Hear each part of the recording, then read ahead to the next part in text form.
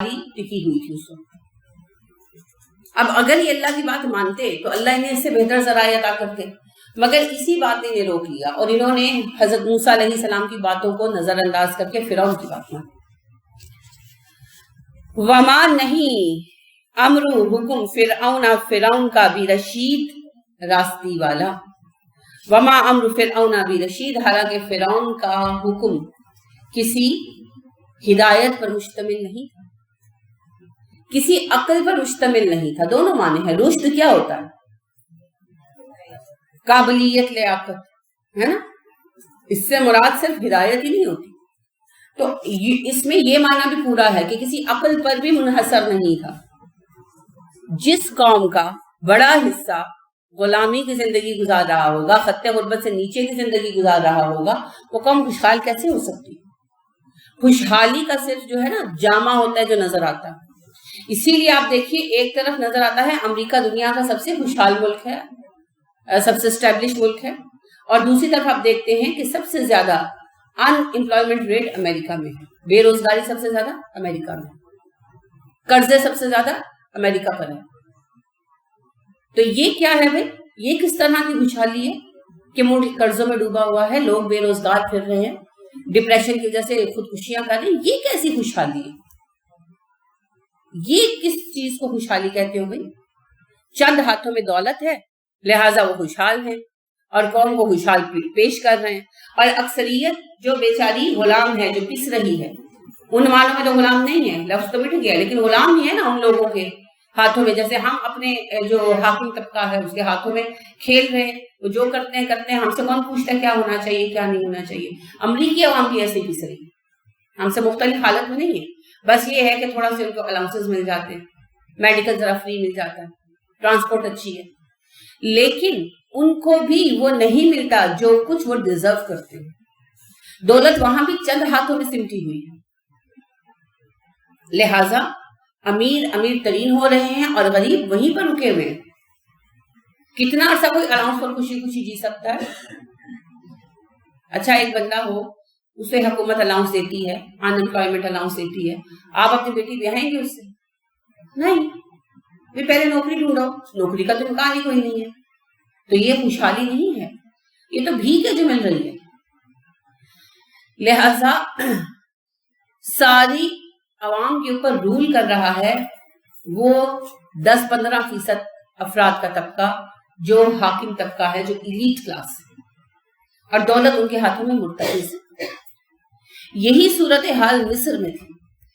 مصر ایک انتہائی خوشحال ملک تھا، لیکن امیر ترین طبقے کے ہاتھ میں دولت سمٹی ہوئی تھی. کتنے امیر تھے یہ لوگ؟ آپ نے حامان کا پڑھا ہے نا، قارون کا پڑھا ہے نا. قارون کے بارے میں اللہ نے کیا بتایا؟ اس کا اتنا خزانہ تھا، بینک تو ہوتے نہیں تھے اس دور میں، تو وہ اپنا خزانہ جو کمروں میں رکھتا تھا، ان کی چابیاں اتنی تھی کہ اسے اٹھانے کے لیے اللہ فرماتے ہیں انتہائی طاقتور مردوں کی ایک پوری جماعت چاہیے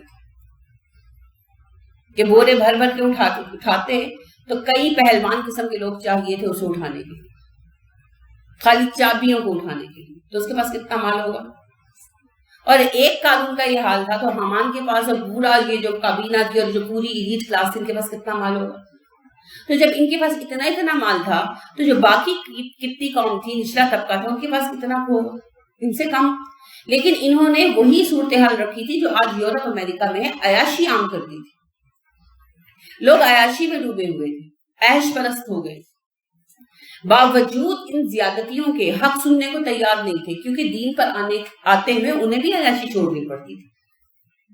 اور بنی اسرائیل کا تو حال یہ جیت تھا. ایک طرف غلامی تھی، دوسری طرف عیاشی تھی، کیونکہ عیاشی عام تھی نا. اعلیٰ طبقے کے لیے اعلیٰ درجے کی جو ہے پروسٹیٹیوٹس فراہم تھی، تو نچلے طبقے کے لیے نچلے درجے کی فراہم تھی. عیاش تو بنی اسرائیل بھی تھے، اپنے یعنی جتنا پیسہ تھا، جتنی اوقات تھی اس کے مطابق، تو انہیں بھی عیاشی چھوڑنی پڑتی تھی، انہیں بھی نکلنا پڑتا تھا. اسی لیے وہ بھی نہیں مانتے تھے. خیر یہاں پر خاص طور پر بات فرعون کی قوم کے سرداروں کی ہو رہی ہے. اگر سرداروں کی ایک بڑی تعداد حق کو منتخب کر لیتی تو فرعون کو بات ماننا پڑتی نا. لیکن انہوں نے فرعون کی بات ہی مانی، اور اللہ فرماتے ہیں فرعون کے جو فیصلے تھے ان میں کوئی لیاقت نہیں تھی. اس وجہ سے کہ پوری قوم تو تباہی کی ڈگر پر جا رہی تھی۔ ایک عیش پرست قوم کب تک سروائیو کر سکتی ہے؟ کب تک؟ آپ خود دیکھیں آج یورپ کس طرف جا رہا ہے۔ وہ اقبال کا کہا سچ ثابت ہو رہا ہے، تمہاری تہذیب اپنے خنجر سے آپ ہی خودکشی کرے گی، جو شاخ نازک پہ آشیانہ بنے گا ناپائیدار ہوگا۔ یہ شاخ نازک ہے عیاشی، کیونکہ عیاشی کی لمٹ کوئی نہیں ہوتی۔ آج ہم سیکشولیٹی تک پہنچ گئے ہیں، آپ دیکھیں کہ نسلیں ختم ہو جائیں گی اگر یہ باز نہ آئے تو۔ یہی سارے خطرات تھے جن سے فیروز نے، فرعونوں نے اپنی حکومت کو قائم رکھنے کے لیے عوام کو ان میں مبتلا کر دیا تھا، لہٰذا وہ دنیاوی اعتبار سے بھی قوم کو تباہی ہی کی طرف لے کر جا رہا تھا۔ اور صرف ایک فرعون نہیں، نسل در نسل یہ لوگوں کو عیاشی میں مبتلا کر دیا تھا، محض اس لیے کہ لوگ اس میں لگے رہیں اور ہماری طرف پلٹ کرنا چاہے تباہ ہو جائے۔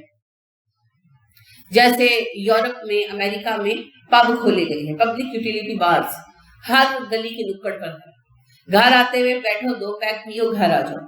اب کیا بات ہے، نشے میں پڑے رہو، نہ ہوش ہوگا، نہ آ کر آواز اٹھاؤ گے یہ کیا ہوا وہ کیوں ہوا، رائٹ؟ ایسے ہی آپ یہ دیکھیے کہ اپنے آپ کو اعتراضات سے بچانے کے لیے پوری قوم کو نشے میں ملوث کر دی۔ کس کی صحت محفوظ ہے؟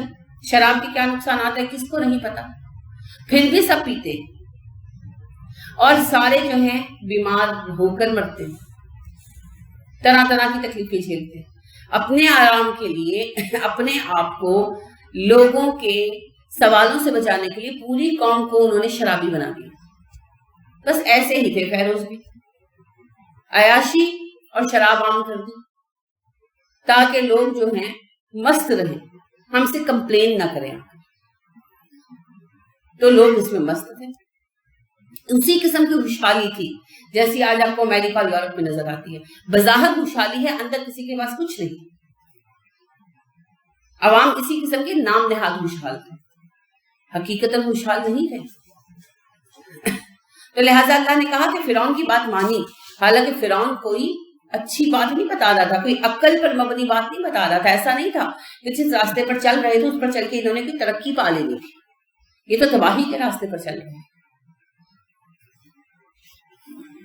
یقدم، قیادت کرے گا وہ، قومہ، اپنی قوم کی، یوم القیامتی، قیامت کے دن، فاوردہم، اور لے آئے گا ان سب کو، النار، جہنم، روز قیامت کی اپنی قوم کی پیش روئی کرے گا، رہنمائی کرے گا اور ان ساروں کو لے کر آئے گا جہنم میں پہنچانے کے لیے۔ یعنی یہ پورا گروہ، ہر دور کا ایک حاکم ہوتا ہے اور عوام اس کے فالوورز ہوتے ہیں، تو ہر دور کا گروہ اپنے جو ہے سردار کی قیادت میں اپنی منزل کی طرف جائے۔ اب یہ ڈیپینڈ کرتا ہے سردار نے کس راہ پر چلایا، نیکی کی راہ پر چلایا تو ان کے پیچھے جنت میں جائیں گے، اور برائی کی راہ پر چلایا تو ان کے پیچھے جہنم میں جائیں گے۔ اور آپ خود اس چیز کو ویژولائز کر سکتے ہیں کہ یہ دونوں جلوس جب چلیں گے تو ان کا کیا عالم ہوگا، کیا شان ہوگی۔ یعنی ایک وہ گروہ جو جا رہا ہے جنت کی طرف، اور اس کا سبب ایک ایسا فرد ہے جس نے انہیں ہدایت پر بلایا، کوئی بھی، جیسے ہمارے نبی صلی اللہ علیہ وسلم، جیسے موسیٰ علیہ السلام، ان میں سے کوئی بھی ہو، کسی دور کے کوئی بڑے عالم، اب جنہوں نے یہ کام کیا، اب پیروکار ان کو کس طرح لے کر جائے گی، کہ وہ آگے چل رہے ہیں، پیچھے وہ پورا گروہ ہے جو پیروکاروں کا ہے، تو کس طرح جا رہے ہوں گے وہ پیچھے، شان سے، کس شان سے، شان حالت کو کہتے ہیں، خوش ہوں گے، عزت کے ساتھ ہوں گے۔ پہلی بات جو آپ سمجھ نہیں پائے، کیا وہ اپنے لیڈر کے لیے تعریف کریں گے، شکر گزاری کریں گے؟ میں تو یہی سوال کر رہی ہوں کہ حضرت محمد صلی اللہ علیہ وسلم جس گروہ کی اگزامپل میں دے رہی ہوں، وہ تو پھر نہیں کی ہوگا نا، نبی صلی اللہ علیہ وسلم نے کس طرح بلایا تھا، موسیٰ علیہ السلام نے کس طرح بلایا تھا، جنت کی طرف بلایا تھا نا۔ تو وہ گروہ جس کے لیڈر نے انہیں ہدایت کی راہ دکھائی، جب وہ جنت کی طرف رواں دواں ہوگا، ہر گروہ اپنے اپنے لیڈر کے ساتھ ہوگا، ٹھیک ہے، اور مین لیڈر اس امت کا نبی ہوگا۔ اب نبی اکرم صلی اللہ علیہ وسلم کے بعد جو زمانے گزرے، بہت سارے شہر ہیں، بہت سارے علاقے ہیں جہاں جس نے ہدایت کا کام کیا اس کے چاہے 4 افراد کا گروہ ہے، چاہے لاکھوں کا گروہ ہے، وہ ان کے ساتھ ہوگا، اور پھر ان سب کی پیشوائی نبی صلی اللہ علیہ وسلم فرمائیں گے۔ آپ دیکھیں یہ اسی طرح ہے جیسے افواج پاکستان کا آپ دیکھتے ہیں نا، مارچ 23 مارچ کو وغیرہ، تو آپ دیکھیں مختلف دستے گزرتے ہیں، ہر دستے کا اپنا کمانڈر ہوتا ہے، ان کے کپڑے الگ ہوتے ہیں، ڈریس الگ ہوتا ہے، ہوتی وہ فوجی ہے، اور پھر جو ہے سپریم کمانڈر کی طرف سے جو نمائندگی ہوتی ہے وہ آگے کی جا چکی ہوتی ہے، پھر پیچھے دستے جاتے رہتے ہیں نا۔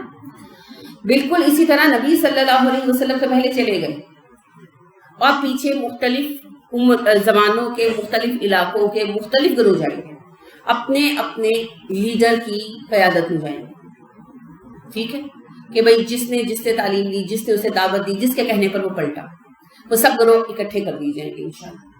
تو جب وہ جا رہے ہوں گے، آپ کو پتا ہے جلسے جاتے ہیں، جلوس جاتے ہیں، تو لوگ منہ باندھ کر نہیں چلتے ہیں نا، اپنے جذبات کا اظہار کرتے ہوئے چلتے ہیں، تو کیا ہوگا ان کا جذبہ؟ خوش ہوں گے، اور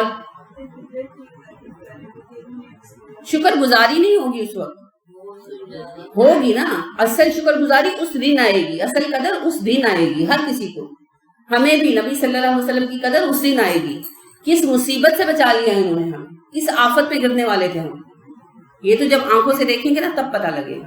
تو پھر اس وقت لوگ اپنے اپنے اس بلانے والے کے، اس دائی کی تعریف کر رہے ہوں گے، اس کی شکر گزاریاں کر رہے ہوں گے، اور خوش تو ہوں گے ہی، اسی خوشی اور ایک دوسرے کی تعریف اور حمد و ثنا میں یہ جلوس نکلے گا، ٹھیک ہے، اور ہر کسی لیڈر کا ظاہری بات نام جو ہے وہ پورے میدان حشر میں اسی طرح گونجے گا۔ وہ کہتے نہیں کہ جو کرو گزرے گا تو لوگ کہیں گے اچھا یہ بندہ دیکھو، یہ بندہ دیکھو، کیسے، کیوں لوگ متوجہ ہوں گے، کس وجہ سے؟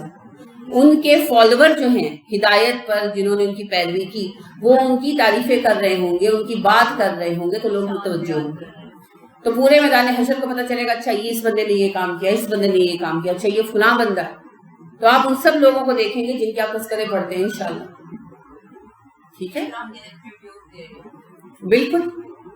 اور دوسری طرف پھر جب جہنمیوں کے لشکر چلیں گے، اب جیسے فیروز کی قوم اکٹھی ہی جانی ہے، لیکن جو پہلا ان کا بگڑا ہوا پیشوا جو بھی رہا ہے وہ آگے ہو گیا، اب پیچھے ہر زمانے کے، ہر نسل کے بادشاہ اور ان کے فالوور جا رہے ہیں۔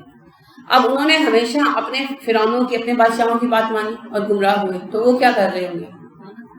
لعنت ملامت کر رہے ہوں گے، گالیاں دے رہے ہوں گے، کوس رہے ہوں گے، بیٹے باپوں کو، باپ بیٹوں کو، شوہر بیویوں کو، بیویاں شوہروں کو، اور ساتھ اس لیڈر کو۔ تو آپ سوچیں کہ کس نوچا کسوٹی میں یہ جلوس جائے گا؟ ویسے ہی جیسے ہمارے احتجاجی جلوس ہوتے ہیں، رفلی رفلی، لڑتے ہوئے، گالیاں دیتے ہوئے، بولتے ہوئے، چیختے ہوئے، جانوروں کی طرح، یہ بھی ایک سزا ہوگی ان کے لیے، گویا کہ تماشا ہوں گے، سب دیکھ رہے ہوں گے، اور اس سے ذلت اور رسوائی کے ساتھ جہنم تک پہنچے۔ یہ بھی ایک انعام ہے اور یہ بھی ایک سزا ہے، اور یہ یونیورسل لیول پر قیامت کے دن وقوع پذیر ہوگا، ہونا ہے۔ ہمیں یہ دیکھنا ہے کہ ہمیں کس گروہ میں شامل ہونا، سلیکشن کرنے کا ٹائم ہے ہمارے پاس، اس روز پھر کچھ نہیں ہو سکتا، ٹھیک ہے، یہی یہاں بتایا جا رہا ہے۔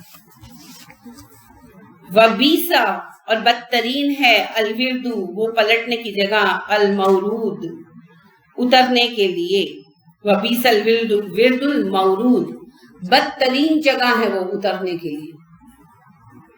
ورد وہ جگہ جہاں لوگ ٹھہرتے ہیں وہاں پر، المورود اسی کی ایک اور شکل ہے بار بار آ کر ٹھہرنا، ٹھیک ہے، دونوں ہی اسم ہیں، ایک ہی روٹ سے ہے، ورد سے، واو رے دال سے۔ آپ اردو میں کہتے ہیں میں ورد کر رہی ہوں، کیوں کہتے ہیں؟ ایک ہی چیز بار بار توڑے ہوتے ہیں، تو جہاں اکثر لوگ آ کر ٹھہرے، جیسے قافلے وغیرہ کے ٹھہرنے کی جگہ ہوا کرتی تھی، لوگ وہاں آ کے ٹھہرتے تھے، گھاٹ کو بھی کہتے ہیں کیونکہ لوگ بار بار آتے ہیں نا گھاٹ پر، تو جہاں بار بار آئیں، تو ہر گنہگار کو پلٹ کر کہاں جانا ہے؟ جہنم میں، تو پھر وہ سب کے واپس پلٹنے کی جگہ ہے نا گنہگاروں کی، اور جنت مومنوں کے لیے، نیکوکاروں کے لیے ورد ہے، موجود ہے، تو وہ احسن الورد ہے، اور یہ بیس الورد المورود ہے۔ تو اللہ نے کہا بدترین ٹھکانہ جہاں کوئی پلٹے گا وہ صرف جہنم ہے، اس سے برا کچھ نہیں۔ وَأُتْبِعُوا، اور پیچھے لگا دیے گئے، فی ہذہ، اس دنیا میں، لعنت، لعنت، وَيَوْمَ الْقِيَامَةِ اور قیامت کے دن ان کے پیچھے لعنت لگا دی گئی، دنیا میں بھی اور قیامت کے دن۔ کیا ہے لعنت؟ بہت کا لفظ پڑھا ہے نا آپ نے، بود علی سمود، بود علی عاد۔ لعنت اور بود دونوں ایک ہی معنی دیتے ہیں، دھنکار دیا جانا، ہٹا دیا جانا، دفع ہو جانا۔ تمہاری بات بھی ہم سننا نہیں چاہتے، تمہاری شکل بھی ہم دیکھنا نہیں چاہتے، تم اس لائق بھی نہیں ہو کہ بات کی جائے۔ یہ آخری لیول ہوتا ہے، یہ آخری لیول ہوتا ہے نا ناراضگی کا، اس کے بعد پھر کچھ نہیں ہو سکتا۔ جب تک بات چیت ہو سکتی ہے تب تک معاملے حل ہو سکتے ہیں۔ تو اللہ کی طرف سے یہ سٹیج روز نہیں آتی، یعنی اللہ بہت وسیع القلب ہے، تھوڑے دلے نہیں ہے۔ تو اللہ کریم کی طرف سے جب یہ سٹیج آتی ہے نا کہ میں نے بات نہیں کرنی، یہ بتائیں وہی کیفیت۔ اللہ فرماتے ہیں نا لا یکلم اللہ یوم القیامۃ ولا ینظر الیہم، قیامت کے روز نہ اللہ ان پر نظر ڈالے گا، نہ ان سے بات کرے گا، ولا یزکیہم، نہ انہیں پاک کرے گا۔ یہ ہے لعنت، یہ ہے بود۔ قیامت کے روز ہم سب سے اللہ بات فرمائیں گے انشاءاللہ، اور بات کے بعد غلطیاں بھی معاف کریں گے، بہت سالوں کی غلطیاں معاف کریں گے۔ اللہ کی پریفرنس ہے جنت پہ بھیجنا، اللہ یہ کہ مجبور ہو کر جہنم میں ڈالنا پڑے۔ تو اللہ کریم جو عیب دنیا میں چھپا لیے نارملی آخرت میں بھی چھپا لے گا، اور بہت کچھ اللہ جو ہے برابر بھی کرے گا، بہت سالوں کو اللہ پاک کرے گا۔ کئی احادیث ہے، جیسے نبی کریم صلی اللہ علیہ وسلم نے فرمایا کہ اللہ جب ایک مومن کو حساب کے لیے بلائیں گے تو اس سے بات کریں گے اور اس سے اس کے گناہوں کے بابت پوچھیں گے اور کہیں گے تو نے یہ گناہ کیا، اور مومن کہے گا جی اللہ جی میں نے کیا، اور دل میں سوچے گا بس اب تو جہنم میں ڈالا گیا۔ پھر اللہ کہے گا اچھا تو نے یہ گناہ کیا، وہ کہے گا جی اللہ جی کیا، پھر وہی سوچے گا کہ اب تو پکڑا گیا۔ اللہ اس کا ایک ایک گناہ پوچھیں گے، یہاں تک کہ وہ ہر گناہ کا اقرار کرے گا، اور آخر کار اللہ کہیں گے کہ میں نے دنیا میں تیرا پردہ رکھا، آج بھی تیرا پردہ رکھوں گا جب میں نے تجھے معاف کیا۔ یعنی اس طرح بھی اللہ معاف کرے گا۔ پھر آپ صلی اللہ علیہ وسلم نے یہ بھی فرمایا کہ دو لوگ ہوں گے جن میں سے ایک دوسرے کا یعنی ذمہ دار ہوگا، اس نے اس کا کوئی حق ضائع کیا ہوگا اور اللہ اس کی مغفرت کر چکے ہوں گے، تو جس کا حق ہوگا اس کے ذمے وہ کہے گا کہ اللہ جی میں نے نہیں معاف کرنا، میرا حق دلا ہے۔ تو اللہ کریم اس کو کہیں گے اچھا تو جنت کی فلاں نعمت لے لی، اس کو معاف کر دے، وہ کہے گا نہیں میں نہیں مانتا۔ اللہ کہیں گے اچھا اس کے ساتھ وہ نعمت بھی لے لے جسے معاف کر دے، یہاں تک کہ وہ وقت آئے گا کہ وہ بندہ راضی ہو جائے گا، وہ کہے گا ٹھیک ہے اللہ جی نعمتوں کے بدلے میں نے معاف کیا۔ پھر اللہ کہیں گے جو نعمتیں میں نے تجھے دی تیرے اس بھائی کو بھی دی، اب دونوں جنت میں جاؤ۔ یعنی اللہ اس طرح سیٹلمنٹ بھی کرائے گا۔ پھر آپ نے پڑھا نا قرآن میں کہ مومنوں کے دلوں کا غل اللہ صاف کر دیں گے اور انہیں ایک دوسرے سے راضی کر دیں گے۔ یہ ہے اللہ کا بات کرنا، پاک کرنا، اس کے بغیر جنت میں کوئی نہیں جا سکتا، کیونکہ غلطیاں تو انبیاء کرام علیہ السلام سے بھی ہوئی، تو اللہ کریم معاف کریں گے، درگزر کریں گے اور جنت میں بھیجیں گے۔ ٹھیک ہے، اب جو لعنت کے زیر اثر آئے، جو بعد کے زیر اثر آئے، ان کے ساتھ کیا ہوگا؟ لا یکلم اللہ یوم القیامۃ ولا ینظر علیہم ولا یزکیہم، نہ ان سے کلام کرے گا، نہ ان پہ نظر ڈالے گا اور نہ ہی انہیں پاک کرے گا۔ بلائے گئی نہیں، میں نے ان سے بات ہی نہیں کرنی نہیں، تو پھر ان کے لیے کوئی رستہ نہیں، کوئی رستہ نہیں۔ تو ایک وہ کام جو لعنت کا سبب بنتا ہے وہ ہے اللہ کے پیغام کو سنا انسنا کرنا، تو یہ نہیں کرنا چاہیے، ہمیں تو بالکل ہی نہیں کرنا چاہیے، کیونکہ ہم ایمان کے دعوے دار ہیں۔ تو اللہ کہتے ہیں ان کی پھر لعنت ہے دنیا میں بھی آخرت میں بھی۔ دنیا میں بھی ان کی بات نہیں سنی جائے گی جب تک پلٹتے نہیں ہیں، اور آخرت میں تو پھر راستہ ہی کوئی نہیں۔ بیس الرفد المرفود، کتنی بری ہے ان کو دی جانے والی جگہ، بخشش۔ ریف دال اس کی روٹ ہے، رفد ہوتا ہے کسی کو کچھ عطا کرنا، ٹھیک ہے، کسی کو بدلہ دینا۔ بیس الرفد المرفود، کس قدر بری بخشش ہے، عطا ہے جو ان پر کی گئی۔ کیا عطا کی گئی ہے؟ لعنت دی ہے نا اللہ نے، اعمال کے بدلے میں دی ہے۔ تو اللہ کہتے ہیں ان کو لعنت دے دی ہے میں نے، گرانٹ کر دی ہے دنیا و آخرت میں۔ کتنی بری گرانٹ کی ہے، یعنی اللہ خود کہہ رہے ہیں کہ لعنت ملی ہے نا، کس قدر بری چیز منتخب کی ہے۔ تو ہمیں بھی رمضان آ رہا ہے، کیئرفل رہنا ہے، رحمت گرانٹ کروانی ہے، لعنت گرانٹ نہیں کروانی۔ یہاں پر دیکھیے اس سے ختم ہو گئے، موسیٰ علیہ السلام کے قصے کی کوئی ڈیٹیل نہیں ہے، صرف ایک بات بتا دی گئی، فرعون اور اس کے سرداروں نے حضرت موسیٰ علیہ السلام کے پیغام کا انکار کر دیا. عوام کا ذکر نہیں آیا، کیونکہ جب بادشاہ اور حاکم طبقہ نہیں مانا، عوام بھی نہیں مانے. اور وہ گمراہ کیوں ہوئے؟ کیونکہ ان کا حاکم گمراہ تھا. تو اللہ نے صرف حاکم طبقے کی بات کی کہ انہوں نے ایک دوسرے کے مشوروں کی بنا پر ہدایت کا انکار کر دیا، تو یہ اپنی پوری قوم کے ساتھ جہنم میں ڈالے جائیں گے، اور فرعون ان کا پیش رو ہوگا. جس کی پیروی کی ہے اس کی پیروی میں اب جاؤ، جہنم میں جاؤ، بھگتو اسے.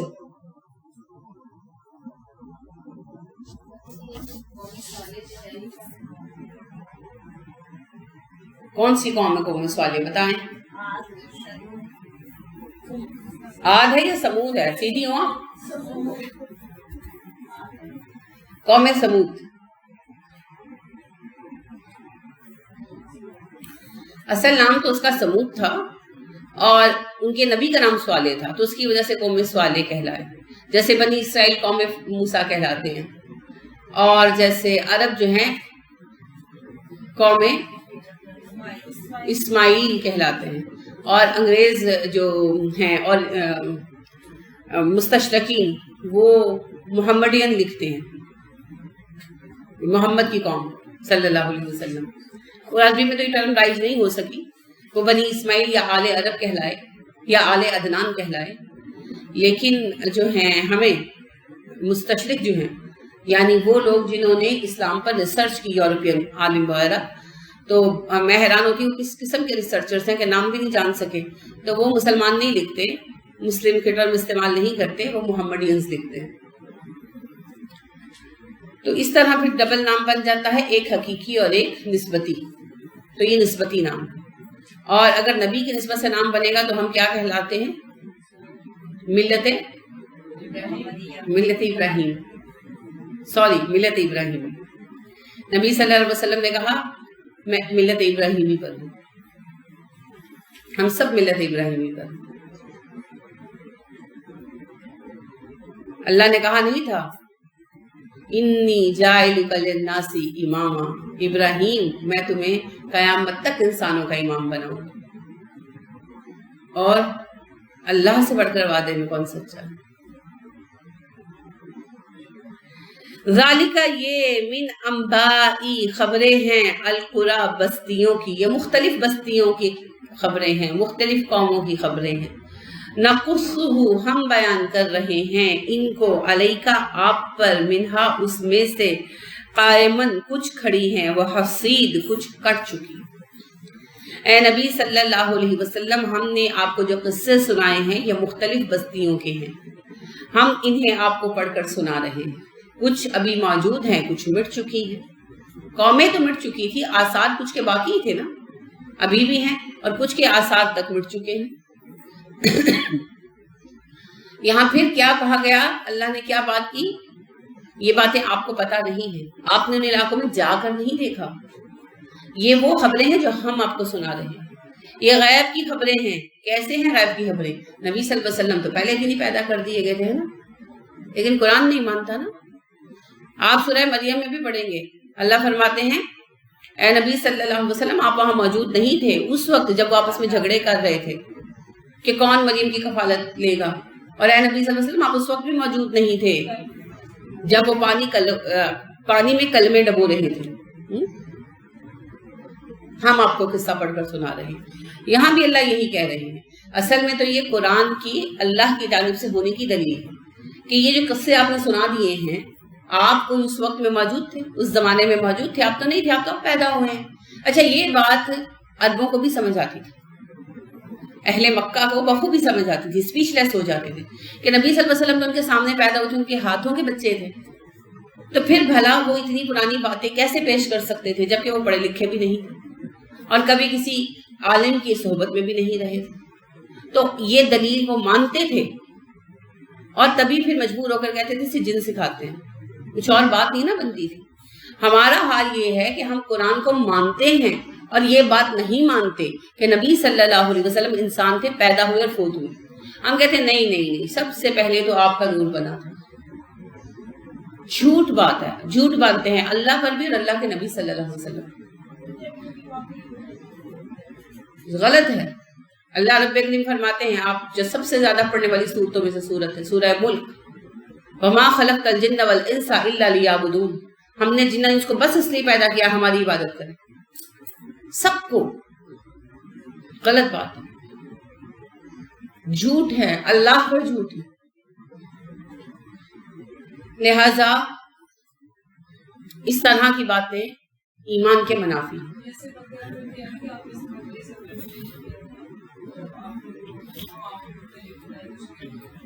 بالکل، سمندری سفر کی جو تفصیلات قرآن میں آئیں، بقرہ میں آئیں، آپ صلی اللہ علیہ وسلم نے کبھی سمندری سفر نہیں کیا، نہ پہلے نہ بعد میں، تو لہٰذا جب یہ آیتیں ایک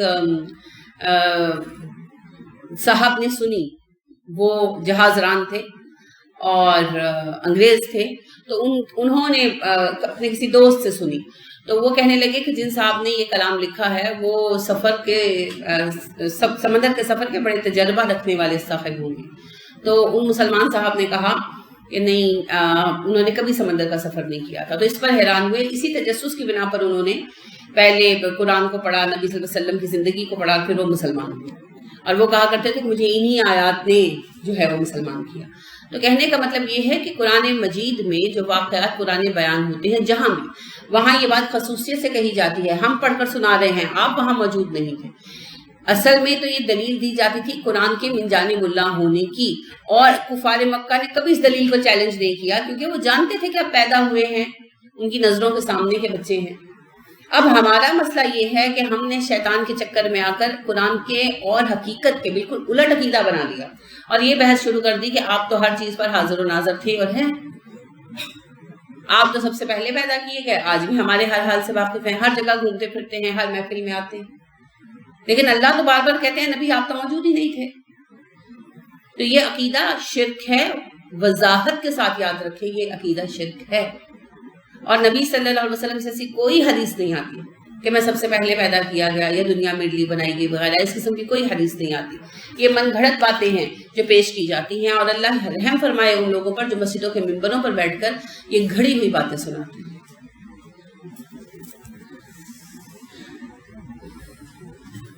وَمَا نہیں ظَلَمْنَاهُمْ ہم نے ظلم کیا ان پر، وَلَكِن لیکن ظَلَمُوا انہوں نے ظلم کیا، أَنفُسَهُمْ اپنے نفسوں پر۔ بنی اسرائیل کے بارے میں بھی اللہ نے کہا نا، وَمَا ظَلَمُوهُمْ وَلَكِن كَانُوا أَنفُسَهُمْ يَظْلِمُونَ، انہوں نے ہم پر ظلم نہیں کیا، وہ لوگ تو اپنی جانوں پر ظلم کیا کرتے تھے، یعنی ہمارا کچھ نہیں بگاڑا، اپنا بگاڑا۔ یہاں بھی اللہ کہہ رہے ہیں ہم نے ان پر کوئی ظلم نہیں کیا، ہم نے انہیں کسی گمراہی میں نہیں دھکیلا، انہوں نے خود اپنی جانوں پر ظلم کیا، عقل کے بعد، علم کے بعد، نبی کے آنے کے بعد بغیر کسی سبب کے ہدایت کا انکار کیا۔ فما اغنت ناکام آئے گی عنہم ان کے، آلہتہم ان کے الہا، ان کے الہا ان کے کچھ کام نہیں آئیں گے، التی وہ جو یدعونا وہ پکارتے تھے، من دون اللہ اللہ کے سوا، من شیئن ذرہ برابر، اللہ کے سوا یہ جن جن الہوں کو پکارتے تھے کوئی بھی ان کے کام نہیں آنے والا۔ اوورآل سب کی بات آ گئی، خواہ وہ بت پرست تھے خواہ وہ قبر پرست تھے، جن جن الہوں کو پکارتے تھے کوئی کام نہیں آئے گا۔ کیوں کام نہیں آئے گا؟ کیونکہ ہے ہی نہیں، ہے ہی نہیں۔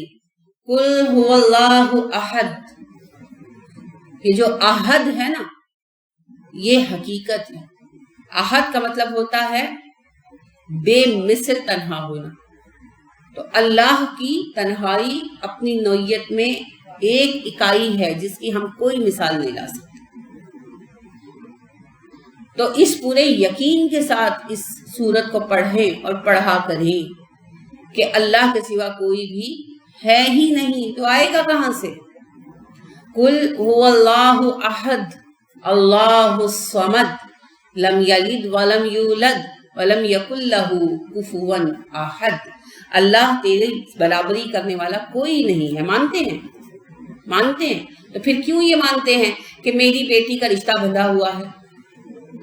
کیسے؟ اللہ نے رشتہ لکھ دیا، کسی نے اٹھ کر باندھ دیا؟ کون ہے بھائی اللہ کا یہ ہمسر؟ ہمیں بھی تو دکھاؤ کہاں پایا جاتا ہے، کیسا ہے؟ میرے بچے کسی نے باندھ دیے ہیں، اولاد نہیں ہوتی، اچھا پھر کیا کرے کو فلاں بابا جی سے تعویذ دے لو کھل جائے گی بندش. اچھا اللہ کی تقدیر تھی تمہارے بچے ہوں, ایک بابا جی نے شیطان کی فالو شپ کر کے اس تقدیر کو باندھ دیا, وہ اللہ کا ہمسر ہے.